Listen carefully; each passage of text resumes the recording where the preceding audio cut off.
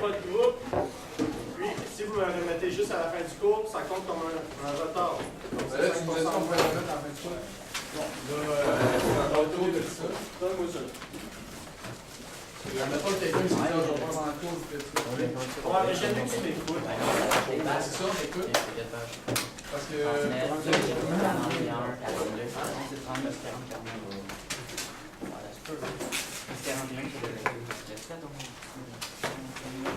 C'est des gens qui ont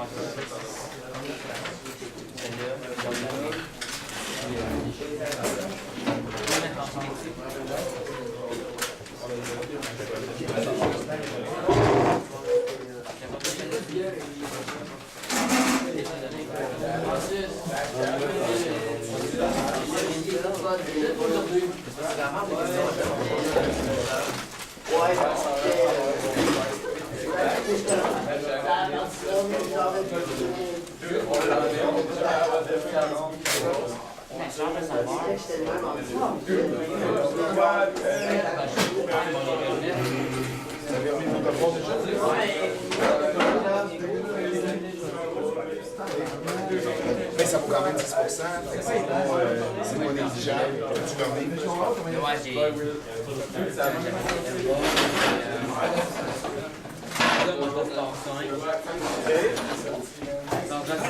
Toujours à mon project bar.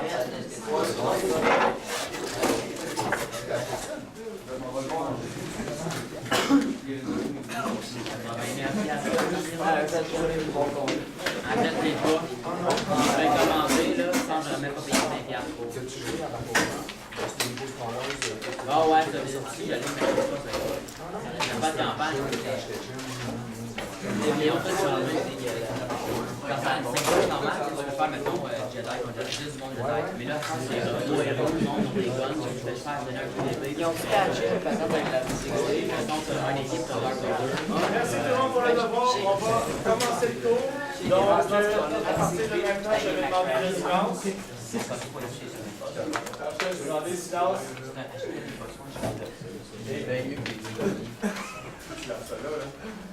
Il était pas mal ça. Ok, on va continuer. Alors, pendant ce cours-ci, on a une structure supplémentaire. Je vais demander ton attention, mon cher Félix. Regarde le tableau, s'il te plaît. On a une structure supplémentaire. Quand vous voyez un signal jaune, dans l'étoile jaune, vous suivez votre document à la page qui est écrit dans l'étoile jaune. Quand vous voyez le vert, vous allez ouvrir la page du cahier qui est écrit dans l'étoile verte. Parce qu'on va travailler avec les deux. On va avoir des bouts dans le document et des bouts de lecture dans le cahier. Qu'est-ce que c'est que ça? J'ai deux choses à dire, d'abord sur leur vert. C'est quoi que tu dois faire pareil? Ok, rentre-moi à fond. Je vais le changer là. Non, c'est pas ça. Ah ben. Ça sent quand même bizarre. On va vous le rappeler. Il est un peu plus vert que lui. On va vous le rappeler. Alors, on s'en va dans la période contemporaine. Parce qu'en 1867, il y a de quoi bien spécial qui arrive et qui fait en sorte que le régime britannique ne devient le régime britannique ne devient que la période contemporaine. Les loyalistes. Mais non, pas les loyalistes. Qu'est-ce qui arrive en 1867? En 1867, c'est les Irlandais. Mais non, c'est la fédération de Dominion. Dans la Confédération. Ouais, c'est ça. La Confédération. C'est au chaud. Pourquoi est-ce que.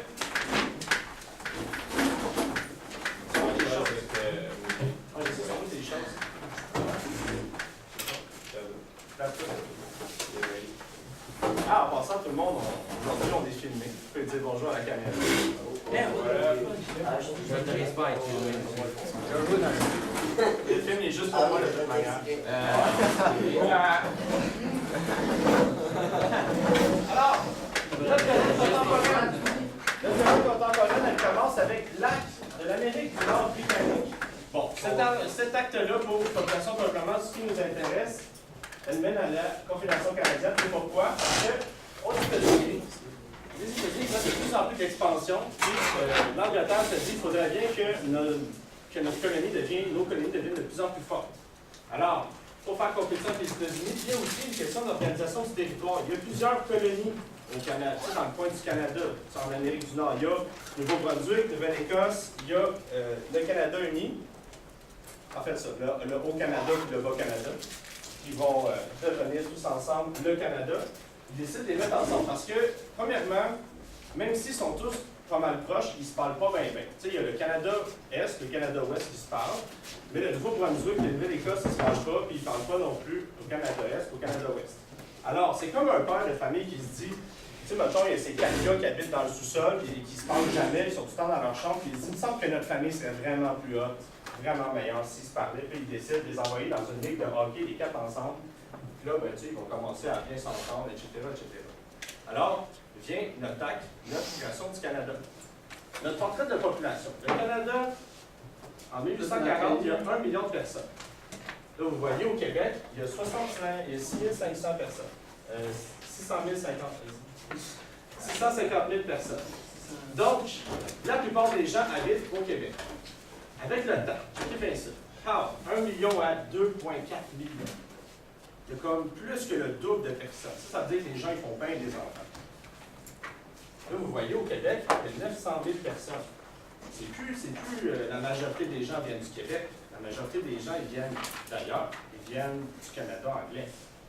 La raison pourquoi est-ce que c'est comme ça, c'est qu'il y a un ralentissement dans la quantité de gens qu'il y a au Québec parce que les gens s'en vont. Au dernier coup, on l'a vu ensemble, on a vu la crise agricole.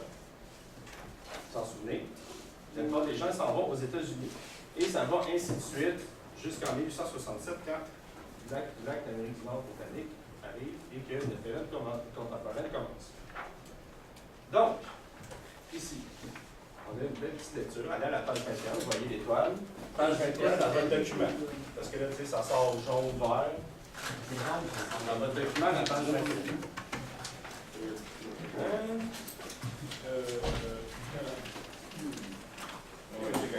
Hein? Tu veux lire? Ah, ok, ouais. Tu veux lire? C'est bon. Après la création du Dominion du Canada en 1867, le gouvernement cherche à augmenter la population sur le territoire en encourageant l'immigration. Plusieurs événements et découvertes aideront à modifier les plages du peuple canadien. Texte. Et là, je vais vous demander de surligner quelque chose de bien précis. Allez voir sur augmenter la population sur le territoire en encourageant l'immigration. Donc, la Confédération canadienne, c'est un pays. Maintenant, ce n'est plus une colonie, c'est un pays. C'est un pays qui est sous l'ordre de la couronne britannique quand même. Étant donné que ça devient un pays, et que là, tu sais, ils ont comme un élan de nouveauté, ils se disent, ben là, il faudrait qu'il y ait de plus en plus de gens sur notre territoire. Alors, leur objectif, c'est qu'ils veulent des gens de suite. Ils ne veulent pas attendre super longtemps, ils veulent des gens de suite. L'immigration, c'est la meilleure des pays. Je vais laisser le temps de prendre ça.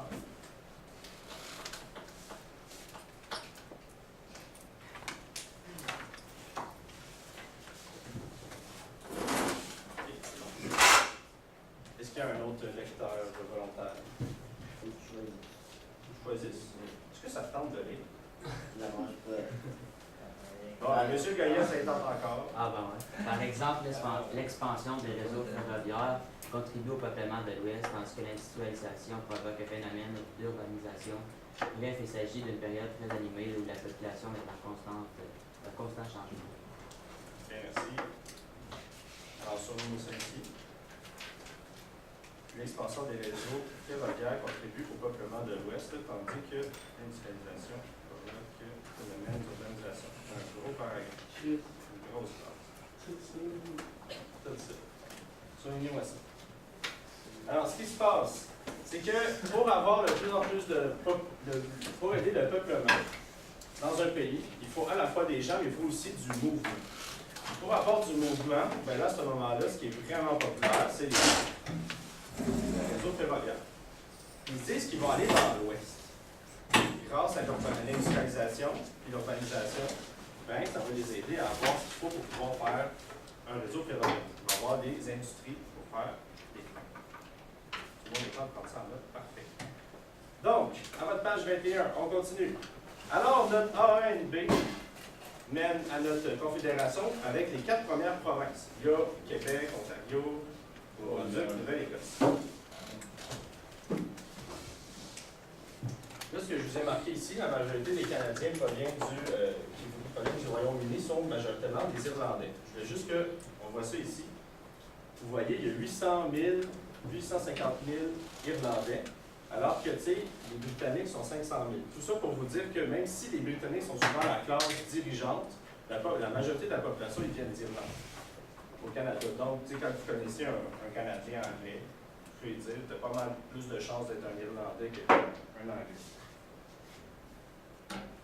Là, on a ici nos quatre premières personnes qui font partie du Canada.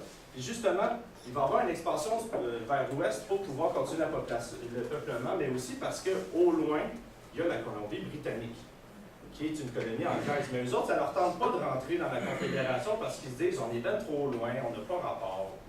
Il faut prendre le bateau pour se voir. Il dit je vais faire un deal avec toi, je vais faire partie de la Confédération avec seule condition que ton train se rende chez nous. Donc là, le Canada a une vraiment bonne raison de se rendre jusqu'en ouest, puis d'aller rejoindre l'ouest pour pouvoir avoir cette province-là avec eux. Le développement de l'ouest canadien, vous avez ça à prendre en note.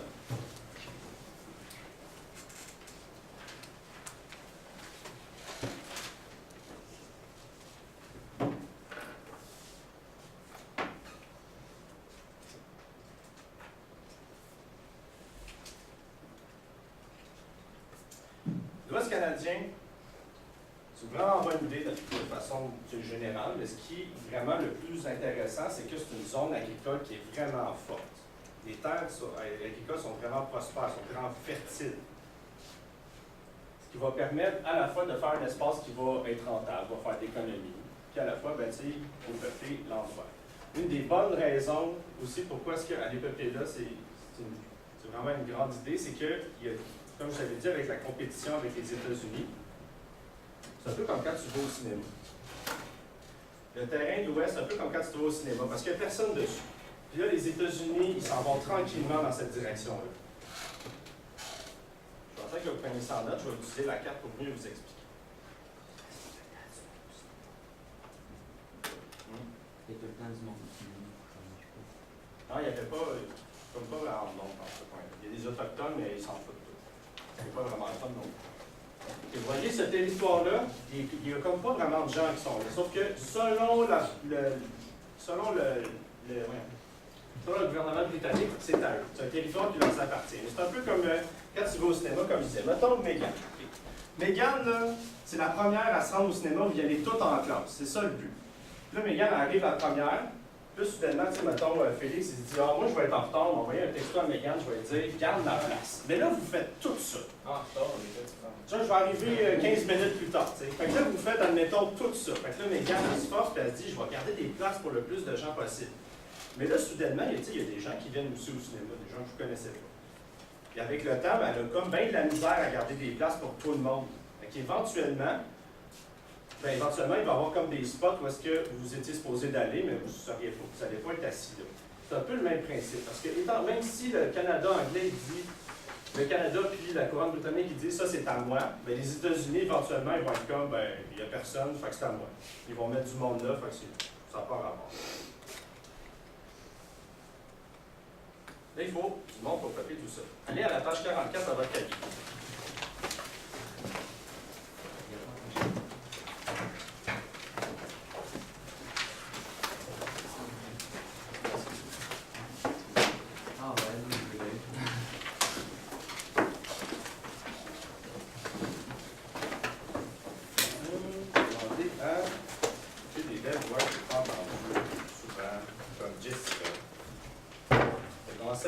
Page 44, la diversification de l'immigration. À partir de 1867, année de la naissance de la Fédération canadienne, le gouvernement fédéral dirigé à l'époque par John Hamilton se dote de politique d'immigration. Tantôt communiste, stimulé pour la reste. En 1878, le gouvernement canadien instaure la politique nationale, laquelle permet d'augmenter les tarifs publics. Merci. On va demander à quelqu'un d'autre. Oui. Monsieur Goyette, on continue à le faire comme nous. Ben, c'était pas content de Chalet, là. Non. En fait, attends, je vais lire cette partie-là. Les revenus servent, commencez à surligner à partir de ce moment-là. Les revenus servent à financer le chemin de fer vers l'ouest. Alors, on a des nouvelles, étant donné qu'il faut peupler l'ouest, qui mettent tout de suite à avoir des plans économiques. Ça, vous allez voir plus ça en économie. Juste que vous le surlignez ça. Ce qui facilite la venue de colons pour peupler les prairies.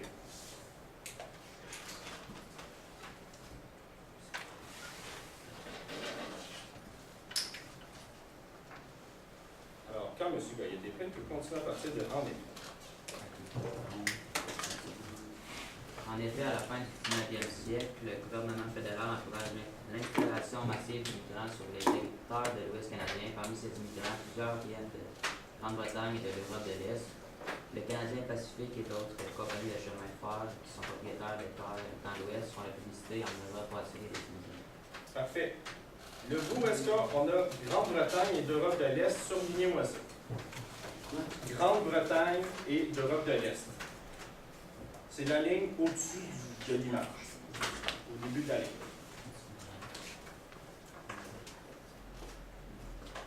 Donc, la majorité des gens vont venir de Grande-Bretagne et d'Europe de l'Est. Et plus tard, soulignez-moi le mot publicité. La raison, vous allez la comprendre un peu après.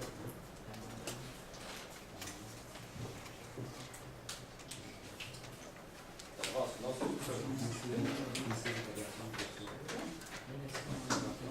Là, je vais demander à M. Samuel Olivier, M. Charles. On est rendu à depuis 1901. S'il vous plaît. Depuis 1901. De 1901 à 1931. Ouais. De 1901 à 1931, le Canada reçoit 4 600 000 immigrants. Surlignez-moi ça parce que c'est un méchant gros tas de gens. Thanks.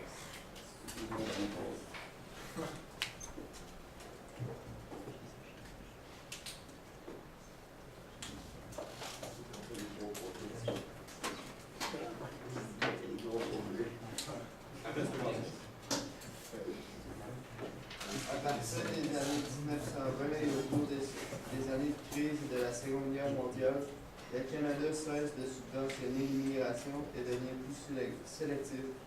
Par exemple, il restreint l'immigration des Asiatiques sous la pression de l'opinion publique qui les estime trop différents pour s'intégrer à la population canadienne. OK. Là, merci beaucoup. Soulignez-moi, il restreint l'immigration des Asiatiques sous la pression de l'opinion publique. OK. Je vous fais souligner ça. La raison est que même si on demande d'avoir beaucoup d'immigrants, il y a beaucoup de racisme qui se fait.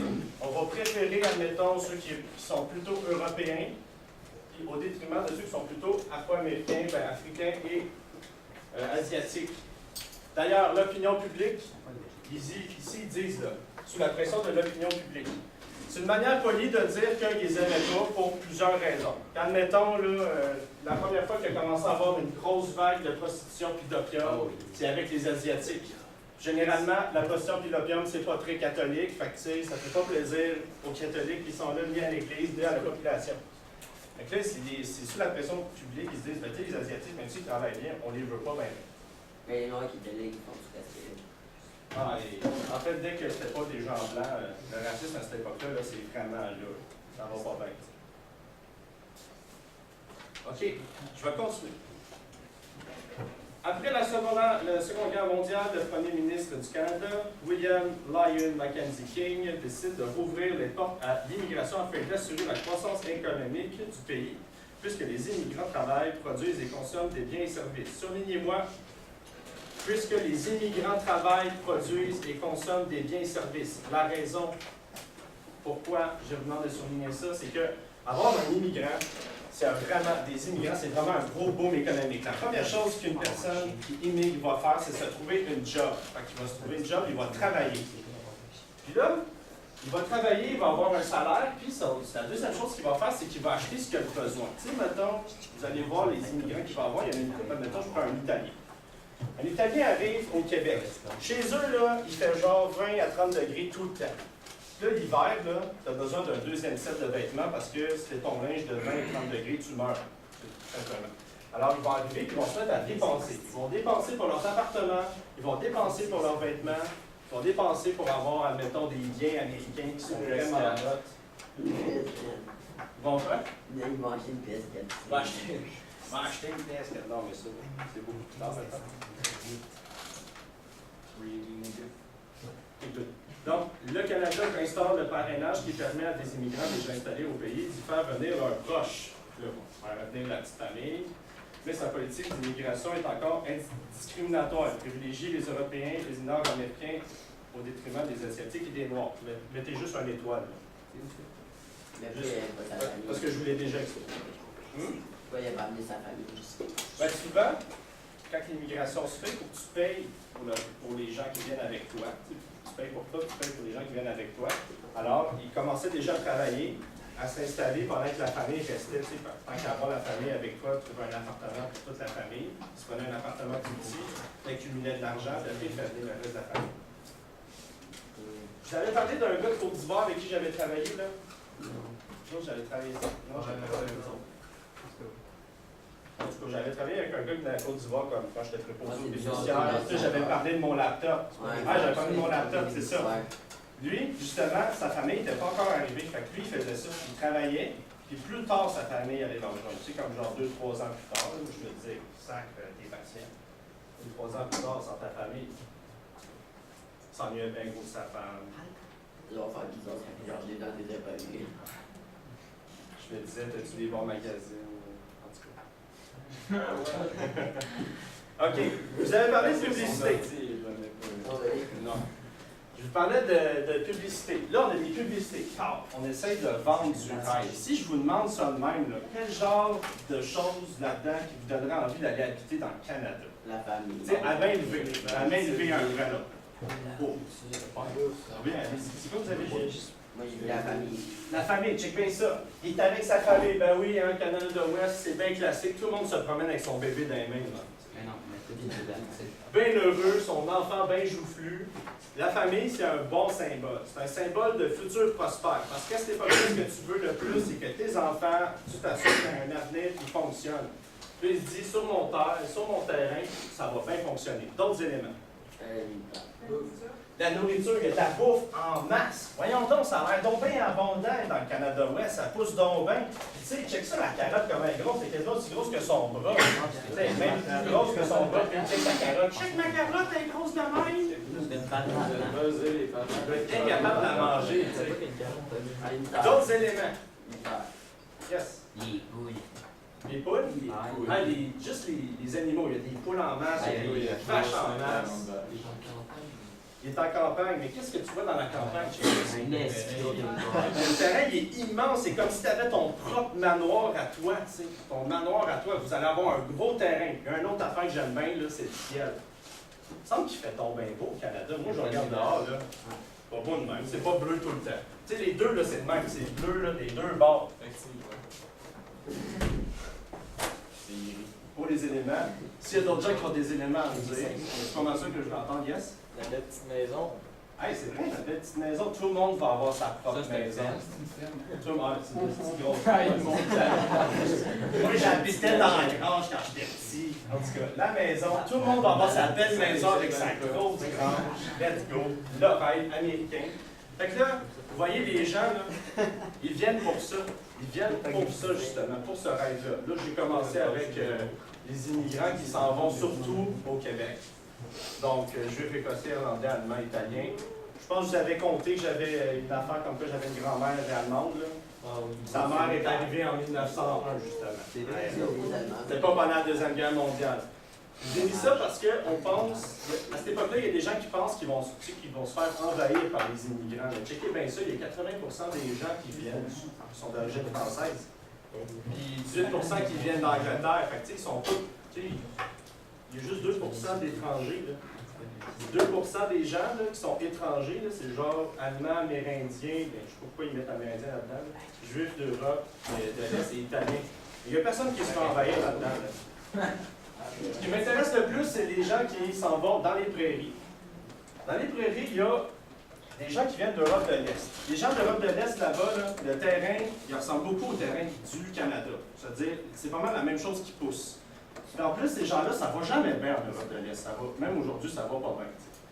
À ce moment-là, ils se disent « Ah ouais, check avec les publicités à quel point ça a l'air le fun d'aller là au Canada. » Puis en plus, il y en a plusieurs là-bas qui se font réprimer par les Européens de l'Ouest, puis par les Russes. Ils se disent, en plus qu'on se fait taper sur la tête, on s'en va au Canada. Fait en plus de ne pas être... Ouais. C'est quoi le rouge là, comme marqué? C'est rouge. Le rouge de rouge. Grande-Bretagne. Ah, c'est ça, là? La gauche. C'est ça, là? Ouais. Ça, c'est Colombie-Britannique. Il faut écrire rouge, il n'est pas écrit. Bon, c'est pas grave. En tout cas, je continue. Donc, l'Europe de l'Est, ils savent comment travailler sur nos terres.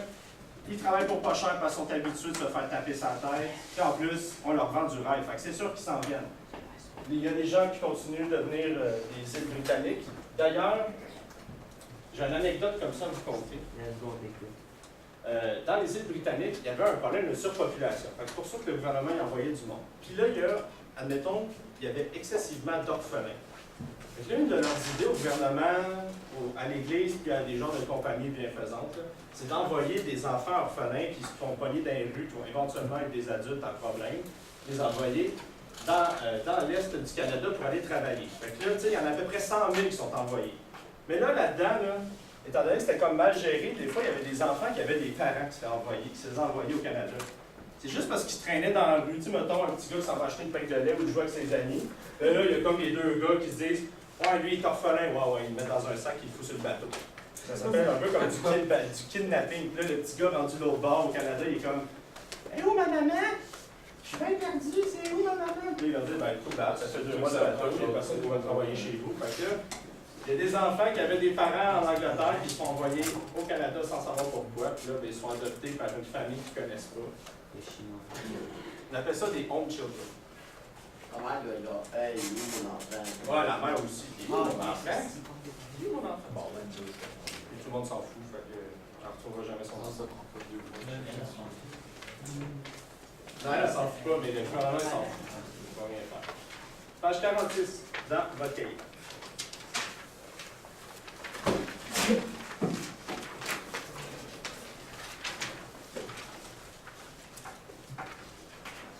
Là, vous avez vu en masse sur les métis. Je pense que vous l'avez déjà vu dans le pouvoir des métis. Je vais vous lire la partie que je veux qu'on retienne. En 1869, je commençais à surligner, le gouvernement fédéral achète des territoires du Nord-Ouest à la Compagnie de la baie du Son. Je vais arrêter de surligner à la baie du Son. Je continue afin de peupler les prairies de colons blancs. Donc, le racisme revient encore.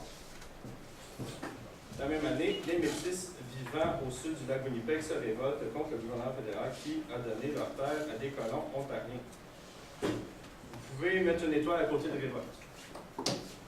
Alors, ce qui se passe, c'est que le Canada, il veut aller peupler l'Ouest. Là, il y a plusieurs raisons pourquoi est-ce que ça va mal. Des affaires comme ça coûte cher, on manque de main-d'œuvre, c'est long à avoir le matériel qu'on a besoin parce qu'il faut le faire venir du Canada. Mais il y a aussi qu'il y a du monde. Il y a les métis. C'est comme vous avez déjà vu, les métis. Le Canada, il s'en fout des métis. C'est aussi simple que ça. Il s'en fout, il ne prend pas en considération que le terrain métis. Et wow, ça sort pas. En tout cas, il y a deux gros de même. Le terrain métis, ils ne prennent pas en considération que c'est à du monde. Dans leur tête, c'est en Angleterre. Les métis, eux autres, ça les fâche. Fait que là, ils vont venir à l'encontre de ça. La même chose avec les États-Unis. Pour les États-Unis, le territoire métis, ce n'est pas un vrai territoire. Donc, c'était sûr qu'il allait avoir éventuellement un groupe. Là, vous connaissez la suite parce que vous l'avez vu en pouvoir et pouvoir. OK, page 22, dans votre document.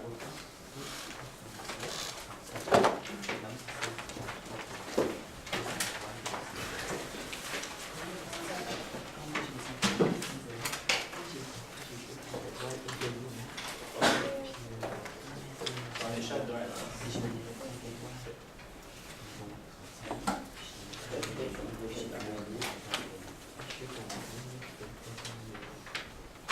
OK, donc la première vague de colonisation, 1850 à 1900. La raison est que, comme on avait vu avec la crise agricole, on continue là-dedans dans la crise agricole, il y a des gens sur le territoire qui ont besoin d'aller ailleurs parce que ça va mal. Donc, l'objectif d'aller coloniser ces régions-là, c'est de pouvoir faire de l'agriculture pour pouvoir nourrir le reste de la population canadienne. Là, on est sans, Outaouais, Saguenay, Mauricie, Laurentide, Lac-Saint-Jean.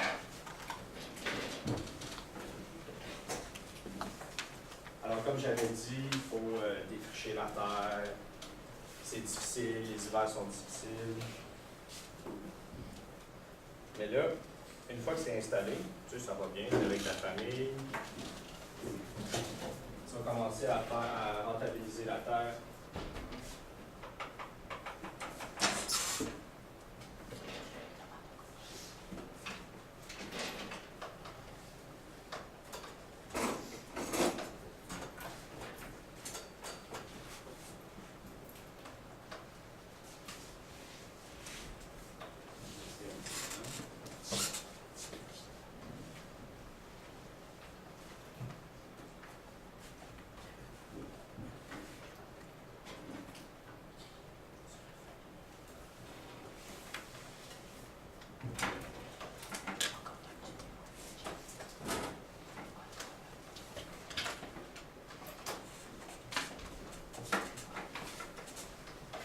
OK.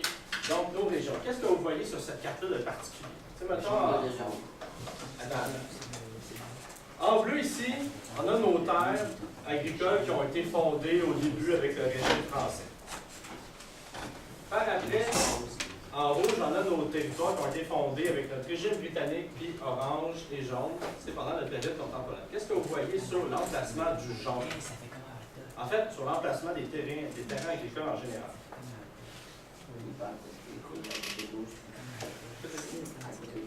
C'est à côté de l'eau, oui. L'agriculture, c'est important à côté de l'eau. Puis aussi le fait que ça ici, là, c'est juste des arbres. C'est pas mal juste des arbres, puis genre ben de la roche. C'est vraiment un territoire très propice à l'agriculture. Il y a des sociétés autochtones qui se sont installées un peu partout. Alors, on ne va pas les déranger. OK.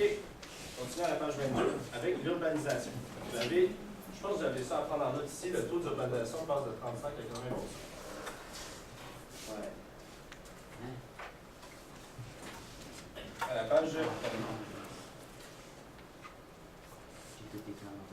Le taux d'urbanisation passe de 35 à 80 %. OK. Ce qu'on essaie de vous dire, c'est que ça ici, ce graphique-là, une bande représente le pourcentage de la population au complet dans quel secteur elle habite. Admettons, s'il y avait eu 100% en mauve, ça aurait été 100% des gens habitent en campagne. Mais c'est pas le cas. Donc, en 1851, 15% des gens sont en ville. 85% des gens sont en campagne. Ce que je veux vous retenir, c'est qu'entre 1901 et 1931, donc entre le début du siècle et après la Première Guerre mondiale, bien, il y a ça fait, la plupart des gens habitent dans les villes. Puis en 2002, ben, il y a genre 80% des gens qui habitent dans les villes. Vous avez déjà ça décrit, la quantité d'habitants en 1901, faites juste le souligner. Ça, c'est le genre de statistiques qui peuvent vous demander ben gros dans une question.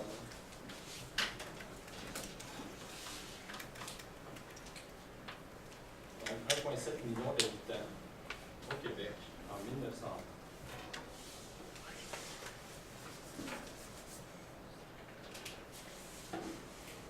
La raison pourquoi est-ce qu'on passe de 1 150 000 à 1,7 million, même si la plupart des gens s'en vont aux États-Unis, mais c'est qu'il y a quand même beaucoup de gens qui font des terres.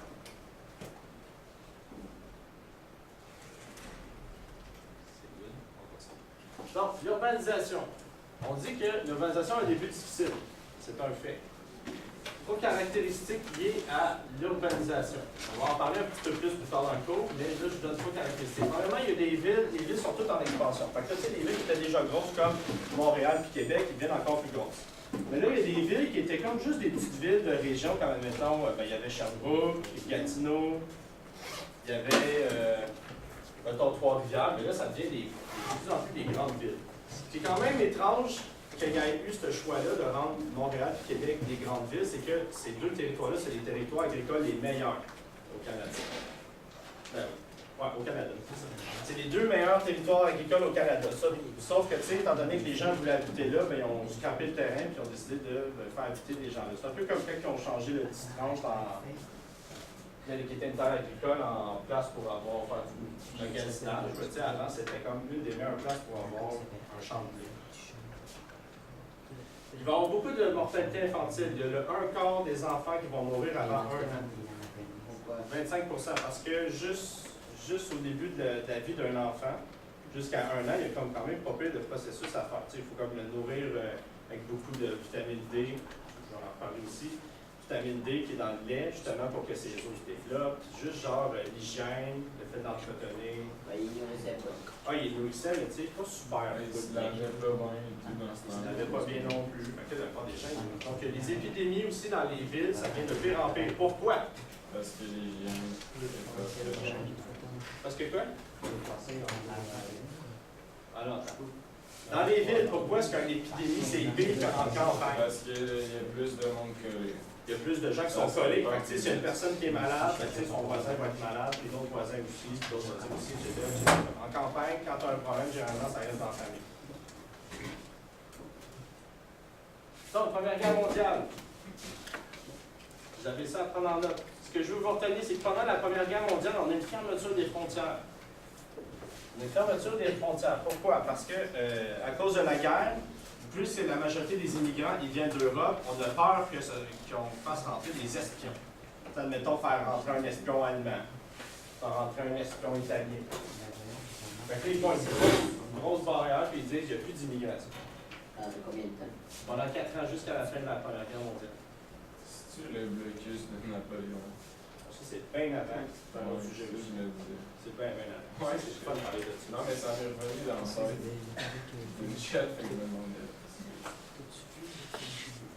Puis après l'immigration, après la Première Guerre mondiale, ils vont réouvrir les portes de tous les gens que ça leur tentait depuis genre 4 ans d'aller au Canada. Ils vont tous se pitcher dans les bateaux. Je vais vous demander d'aller à la page 51 dans le cahier.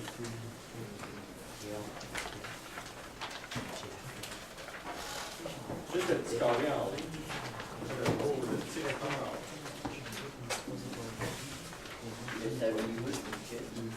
Le saviez-vous que, à la fin de la Première Guerre mondiale, une pandémie. Une pandémie, c'est une épidémie qui se propage de manière excessive. La grippe, due en partie au retour des soldats de leur pays, affecte la population mondiale. Au Québec, elle touche 1,5 million de personnes. Fait que, il y a 1 demi-million de personnes qui sont touchées, mais là-dedans, il y en a 8 000 à 14 000 qui en meurent. Pour arrêter sa propagation, les autorités ferment les lieux publics, notamment des écoles, des cinémas et même des églises. Ils vont d'ailleurs réutiliser beaucoup Gros-Île pour ça, parce que, étant donné qu'il faut passer par Gros-Île la plupart du temps pour pouvoir aller au Canada, bien, ils vont arrêter à Gros-Île et ils vont laisser beaucoup de gens qui ont la grippe à cet endroit-là, jusqu'à ce que ce soit réglé. Là, la quantité de morts, mettez un étoile, 25 millions de morts dans le monde. Je ne sais pas exactement combien il y a eu de morts pendant la Première Guerre mondiale, mais je peux vous assurer que ça, c'est quasiment le double. Fait que juste la maladie, après la Première Guerre mondiale, a tué quasiment le double de personnes que pendant la guerre mondiale. Soit beaucoup plus que la Première Guerre mondiale. Malgré son nom, elle serait originaire de Chine.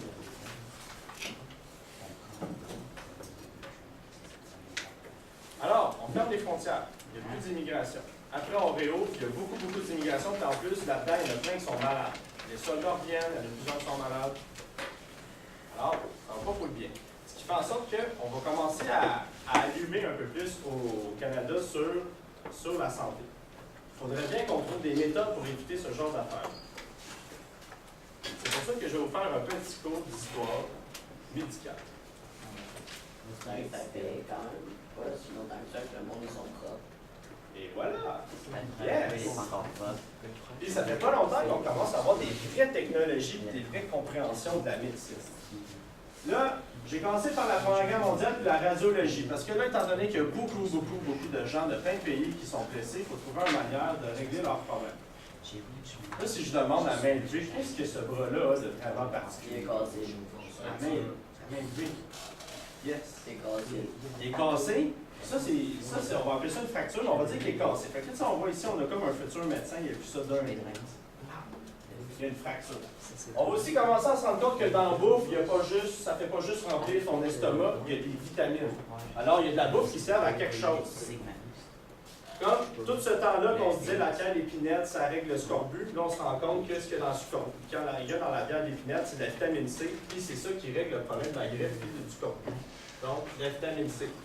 On va se rendre compte que quand on donne de la vitamine D, donc ce que souvent dans le lait, dans plusieurs noix comme les amandes, il y a de la vitamine D, ça aide au développement des os. Ça va aider à contrer beaucoup de mortalité infantile. Puis, chose qui est vraiment importante, contre les maladies, on va trouver le phénomène des vaccins. Je dis d'ailleurs au début, se faire vacciner, c'est pas super. Au début, il y a plein de gens qui tombent plus malades parce qu'ils ne savent pas comment doser correctement un vaccin. Qui rendent certains malades. Là, on va trouver le vaccin comme le tétanos que ici la plupart des gens ont eu. Monsieur Goyette, s'il te plaît. Moi, je parle pas. La plupart des gens ont eu. Puis le typhus, si vous s'en souvenez bien, quand il y avait eu. Le typhus, si vous vous souvenez bien, quand il y a eu la crise de la patate, il y a eu beaucoup d'épandins qui sont arrivés. Les deux grandes maladies, c'était le choléra et le typhus. Il était à peu près temps qu'on trouve une solution au typhus. Regardez, aujourd'hui, personne n'a le typhus ici. Ça a quand même fonctionné. Mais là, la meilleure affaire qui est arrivée dans l'histoire de la santé, c'est l'augmentation de l'hygiène. On a découvert que l'hygiène, c'était la meilleure mesure de prévention. Tout le monde se met à capoter sur l'hygiène. C'est comme la chose qu'il faut faire. Ça, je vous ai mis une image ici. C'est dans une école primaire, après la Première Guerre mondiale. Puis les madames ici ne sont pas en train de les aider à se laver les mains, ils sont en train de regarder s'ils se sont bien lavé les mains, puis s'ils ne l'ont pas fait, ils vont les chicaner. Puis à cette époque-là, ben, il y a la fessée. Tu peux te faire fesser parce que tu ne te laves pas les mains. D'ailleurs, je vous demande seulement qui c'est qui se lave les mains avant d'aller dîner maintenant. Je vous en demande seulement que je vous levez pas mal la main. C'est une bonne idée, hein, parce que tu sais, là, vous mettez vos mains sur vos bureaux. Là. Puis là, sur vos bureaux, il y a d'autres gens qui ont mis leurs mains. Est-ce que maintenant je fais ça de main? Il y a d'autres gens qui ont mis leurs mains. Ces gens-là, quand ils sont allés aux toilettes, là, vous savez pas ce qu'ils ont fait avec leurs mains? Tu t'as Je me lave les mains avant de manger depuis que je sais ce que je vous raconte. Là, tu sais, je viens de faire ça, je ne me mettrai pas mes mains dans ma bouche non plus. Je ne sais pas ce que les gens ont fait avant. Alors, les mesures d'hygiène, là, on peut relaxer aujourd'hui, étant donné qu'on se lave pas mal, on désinfecte pas mal, il y a des concierges, puis tout. C'est pas si grave que ça si vous mettez vos mains sur votre sandwich avant d'aller manger, pendant que vous mangez, puis que vous n'êtes pas lavé les mains. À cette époque-là, avec toutes les maladies que je vous ai parlé, puis le nombre de morts qu'il y a, ben, c'est pas mal urgent. D'ailleurs, il reste combien de temps au cours? Il reste Pas mal 22 minutes. Ouais, 23. On peut bien voir. Ok, on a du temps. Allez à votre page 50. Pourquoi là, je peux lire?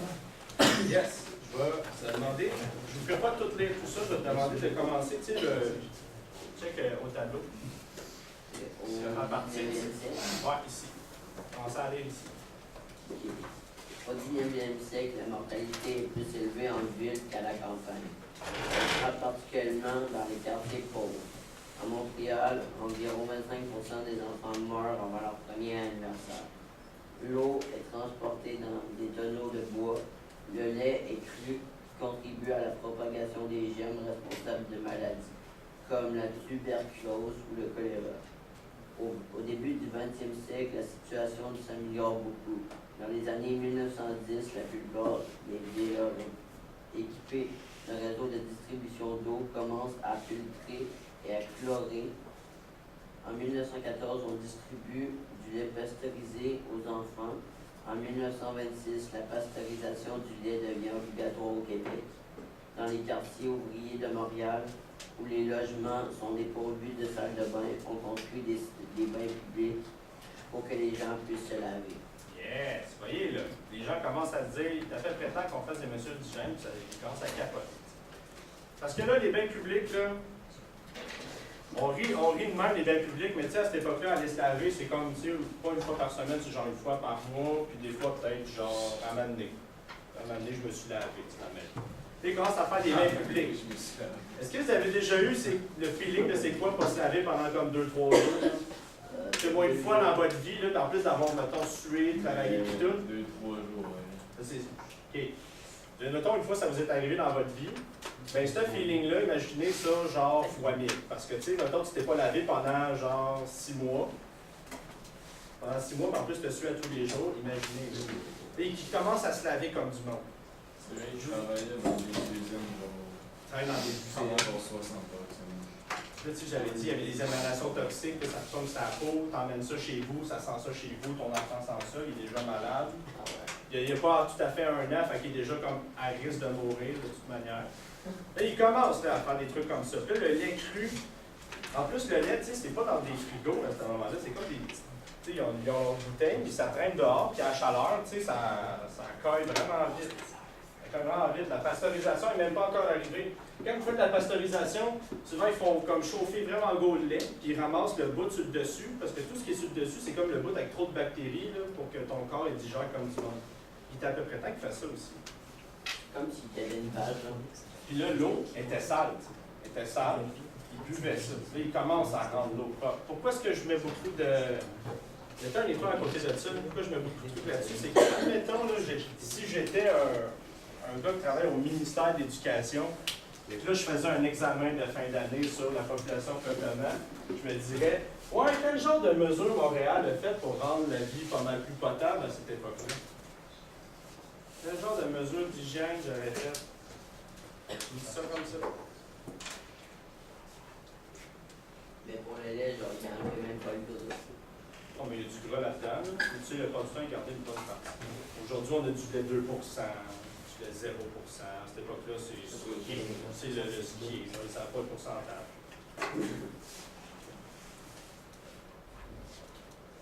C'est good. OK. Tu peux prendre ça en note ici. C'est le pourcentage, genre, 4%, c'est là. Ça serait genre 2 ans. Ouais, il y a des gras. Alors, on a page 22. Encore, prenez ça en note. Baisse de l'immigration due au manque d'emploi. Là, ici, notre crise, il y a une grosse crise économique, vous allez voir beaucoup plus en économie, qui se passe en 1921. La grosse crise économique.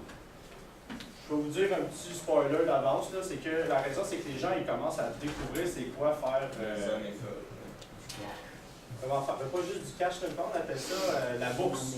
Les gens ils commencent à comprendre la bourse puis à utiliser de l'argent à crédit. Je dis comprendre, c'est une blague, ils ne comprennent pas. Ils savent comment le faire, mais personne ne comprend. Tout le monde se dit, hey, on a de l'argent magique, là. Puis à un moment, ça a pété d'une fuse, tout le monde n'avait plus d'argent. Tout le monde n'avait plus d'argent. Ce qu'il va faire, c'est qu'aux États-Unis, étant donné qu'il y a cette grosse crise-là, ils vont se dire, on ne veut plus de monde. Là, vous saviez déjà, les Canadiens français venaient souvent aux États-Unis pour pouvoir avoir de l'emploi. Ils vont tous couper ça. Ce qui va faire en sorte que les Canadiens français vont arrêter de faire trop d'immigration, ils vont rester au Québec. Ils vont arrêter. Pendant 10 ans, ils n'auront plus le droit. On sait qu'on se fera de l'argent. Ouais, c'est ça, ils vont revenir, puis là, ça va commencer d'aller de mieux en mieux. Tu sais, en plus, après 1939, là, ça, c'est au prochain cours, c'est la Deuxième Guerre mondiale, fait que, tu sais, ils s'en vont pas aux États-Unis non plus. Je vais lire pour vous autres. Le gouvernement successif du Québec et le clergé catholique tentent de faire revenir les immigrants, entre autres en les invitant à cultiver de nouvelles terres au Québec. Certains reviennent, surtout dans les années 1920, mais la plupart demeurent en Nouvelle-Angleterre, où ils se sont bien adaptés. L'exode prend fin avec la crise économique de 1930, lorsque le chômage sévit autant aux États-Unis qu'au Canada. Les gouvernements restreignent alors l'immigration pour éviter que des terres étrangers ne viennent gonfler le nombre de chômeurs dans leur pays. OK. Là, j'ai mis ça un peu pour votre plaisir. Peut-être qu'il y a des Américains, qu'il y a des Canadiens français qui sont, admettons, allés genre 20 ans, 30 ans, 50 ans, 10 ans, sont allés aux États-Unis. Il y en a plusieurs d'entre eux qui vont revenir. Mais là, ils ont changé leur nom quand ils sont aux États-Unis. Tu sais, comme quand j'avais conté mon affaire, mon anecdote comme quoi j'avais été une fille, son nom c'était Kate. Ouais. Puis Annie, puis là, elle a changé son nom pour pouvoir fitter avec les noms, parce que sinon, elle aurait eu de la misère à vivre, à s'intégrer. Mais ils ont fait la même chose. Donc, tu sais, des noms comme Brother, Giger, La Jeunesse. La Jeunesse va devenir Young. Young, jeune en anglais. Giger, Jiger. Brother, Brothers. Goodrow. Goodrow. Je sais pas tout comment. Goodrow. Boulanger, Baker, Roi, King. Quand ils reviennent, ben, ils gardent quand même leur nom de famille qui se sont inventés aux États-Unis parce que tu sais, ça vient de leurs parents, de leurs parents, de leurs parents. Donc là, on a des Kings québécois, des Brothers québécois. Non, ben, genre comme nous, famille. Ouais, comme nom de famille. Alors, je vais vous demander, là, restez assis à vos places pour le reste du cours, on est sur 20 minutes. Ça va être bientôt tout à l'heure. Ouais. C'est 15 minutes? Bien sûr, ouais. Ah, mais même un film, même un petit film historique, là, comme ça, tu vas bien passer sur la caméra. Tu vas voir, il y a des bonnes idées.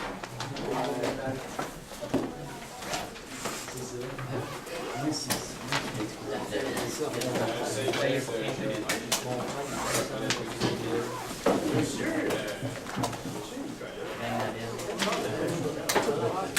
Les films avec nous. Mac and Devil, Ice. Moi, j'ai pas beaucoup aimé ça.